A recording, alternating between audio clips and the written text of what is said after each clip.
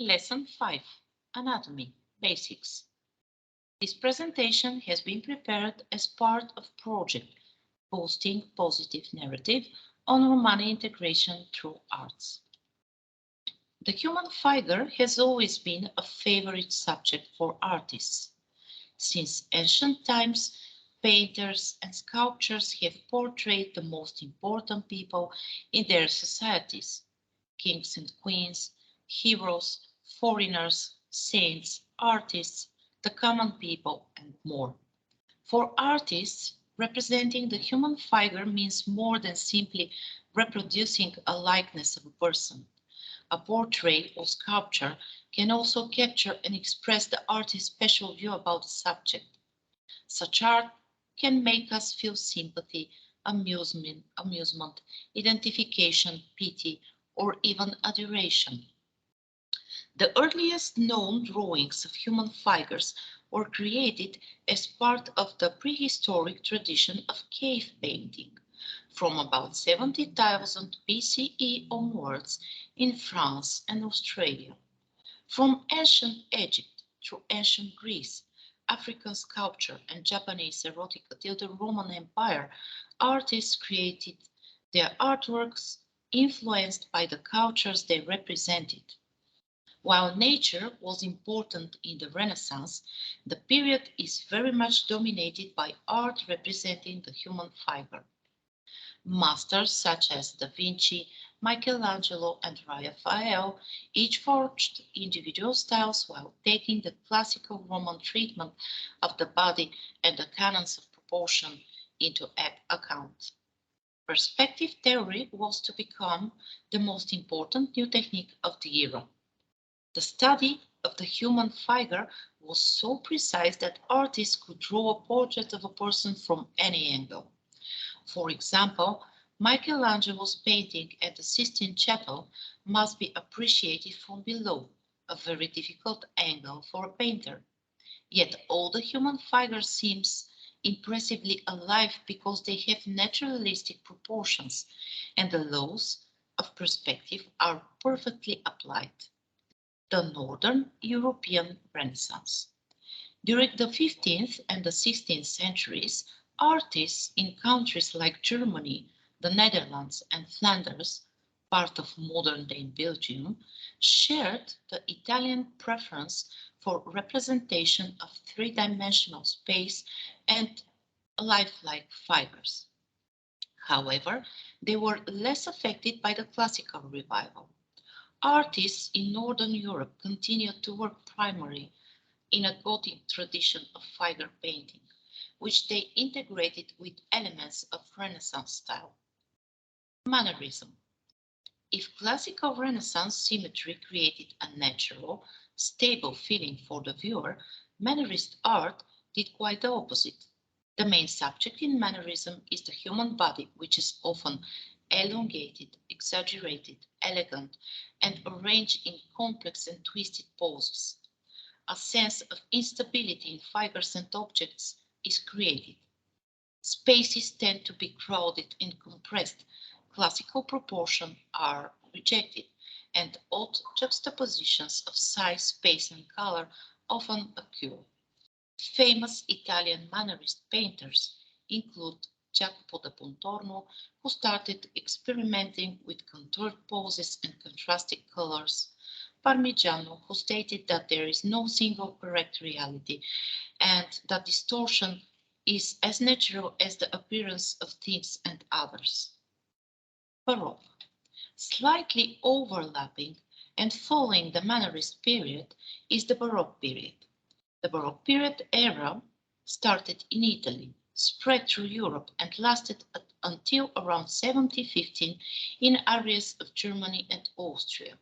Dramatic action, violent narrative, contrasting color and light, rich textures, and asymmetry were widely used in Baroque artists' compositions. Modern drawings of the human figure.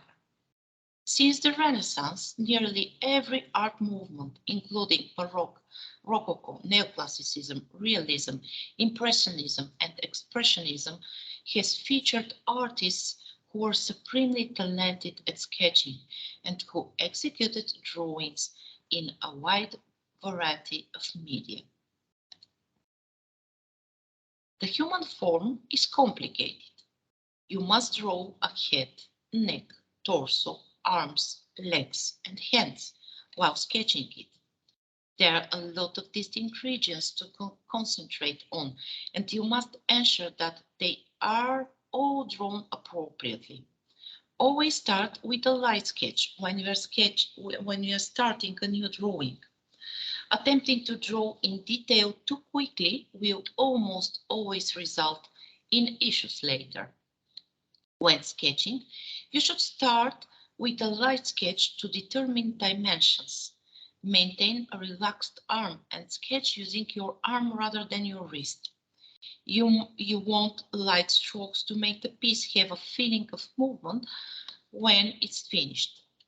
If you want to draw something realistically, you will need to use a model as a basis. A live model or a picture might be used as. Although live models are preferred, working with pictures is more convenient. Pay attention to how various portions of the body connect to one another when drawing up your model. All people have comparable sizes and shapes for numerous body parts and facial characteristics, although there are minor variances. These distinctions are what distinguishes each of us. Getting everything in the appropriate proportions is crucial when trying to capture a realistic resemblance of a fiber. Getting everything in proportion is crucial when sketching the human body, but it's much more important when working with the head and neck. First and foremost, always begin your drawing with a light sketch using loose strokes. Any drawing you do should begin with a sturdy foundation, and the first step in laying that foundation is to sketch lightly and loosely. The basic human body proportions are as follows. First, the figure is approximately 7.5 head tall. Second, about 2 heads down from the top of the figure is the line of the nipples. The next one. About 3 heads down from the top of the figure is the navel, or belly button. Fourth, about 4 heads down from the top of the figure is the pubic bone. Fifth, the pubic bone is approximately the halfway point of the body. Sixth, the wrists line up with the greater trochanters of the femurs, upper leg bone. And the last one, the elbows line up with the navel, the belly button. It is important to think the fundamental forms involved while sketching the torso. The human torso is essentially rectangular in form, with most people's tops broader than their bottoms. As a result, begin by drawing this basic outline. An excellent understanding of anatomy is required for this task. Imagine an extended cylinder while sketching the arm. The arms are mostly spherical, with some sharp angles at the wrist and elbow. Legs have a similar form to arms, although they are more solid. The thigh is generally significantly bigger than the lower leg. Always keep an eye out for how light generates shadows and highlights. When sketching hands and feet, start by drawing their basic forms, then add additional details from there, just as with any other part of the human body. And now, let's move on to the next topic, oil versus acrylic art and the Romani art.